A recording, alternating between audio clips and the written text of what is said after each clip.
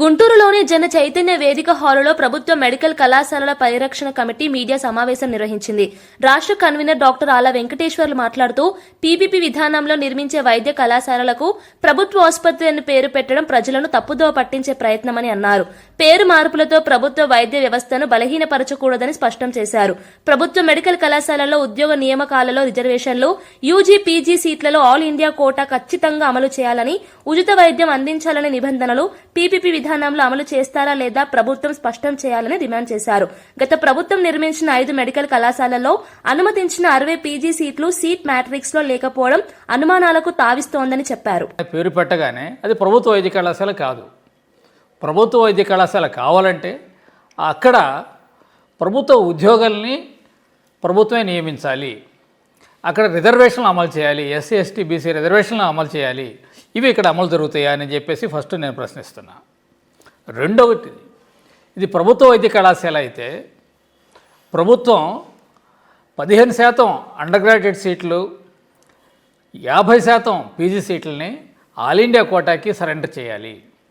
ఈ కళాశాలలో ఉన్నటువంటి సీట్లను ఆ విధంగా సరెండర్ చేస్తుందా ఆల్ ఇండియా కోటాకి అని చెప్పేసి నేను ప్రశ్నిస్తున్నా.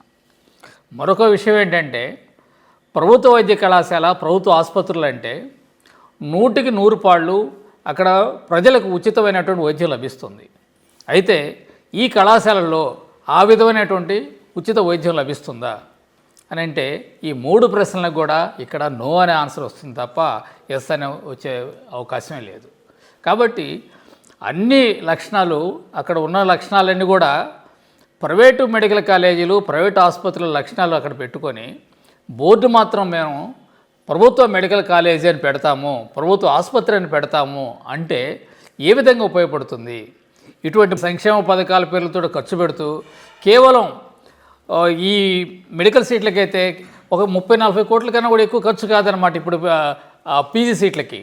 అటువంటి దాన్ని కూడా ఆ తక్కువ ఖర్చుతో ఉన్న వాటిని కూడా అమ్ముకోవాలని చూస్తాం అనేది చాలా దారుణమైన విషయం. దీన్ని పూర్తిగా మనందరం కూడా వ్యతిరేకించాల్సిన అవసరం ఉంది. మరొక విషయం ఏంటంటే, ఇవాళ ప్రైవేట్ మెడికల్ కాలేజీలో దారుణాలు చాలా ఎక్కువగా మా దృష్టికి వచ్చినాయి. కొన్ని కళాశాలల్లో ఈ ఫీజు సంబంధించిన కేసు ఒకటి కోర్టులో పెండింగ్ ఉందని చెప్పేసి పోస్ట్ గ్రాడ్యుయేషన్ పూర్తయినా కూడా వాళ్ళకి ఆ సర్టిఫికెట్లు విద్యార్థులకు ఇవ్వకుండా ఇబ్బందులు పెడుతున్నారు. మరొక చోట ఏంటంటే, ఈ పీజీ విద్యార్థులకి స్టైఫండ్ ఇవ్వకుండా వాళ్ళు చెల్లించాల్సినటువంటి ఫీజులో ఆ స్టైఫండ్ని కట్ చేసుకోమని చెప్పేసి రిక్వెస్ట్ చేసినా కూడా దాన్ని యాక్సెప్ట్ చేయకుండా ఆ విద్యార్థుల్ని ఎగ్జామ్స్ పంపించకుండా చాలా రకరకాలుగా ఇబ్బందులు పెడుతున్నారు.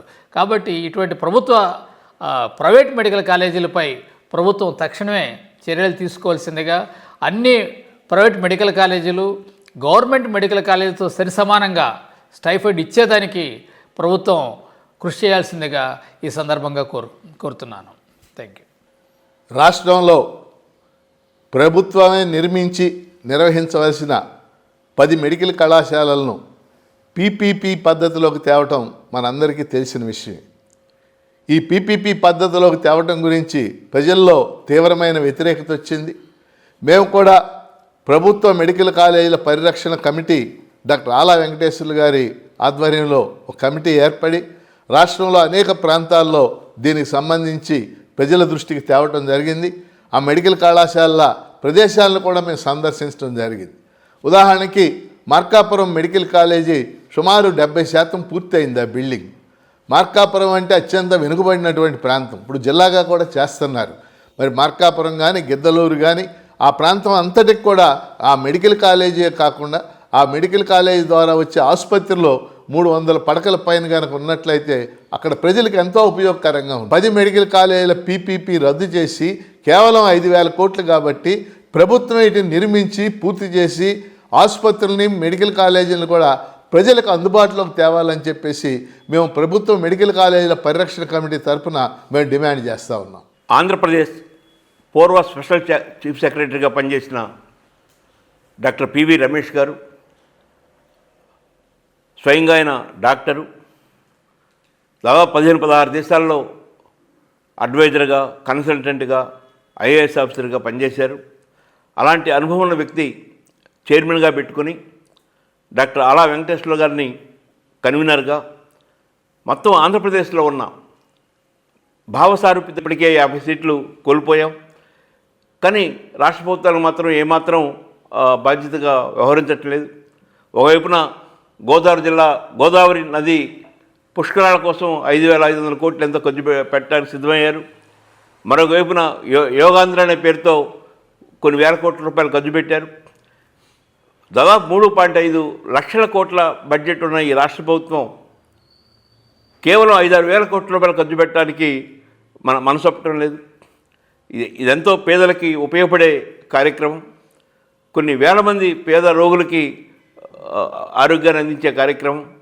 రాష్ట్ర ప్రభుత్వం ఎలాంటి పరిస్థితుల్లో కూడా ఈ పీపీపీ విధానాన్ని వెనక్కి తీసుకుని పక్షంలో ప్రజాభిప్రాయాన్ని సమీకరించడానికి, ప్రజలని జాగృతులను చేయడానికి, చైతన్యం చేయడానికి ప్రభుత్వ మెడికల్ కళాశాలల పరిరక్షణ కమిటీ కృషి చేస్తుంది.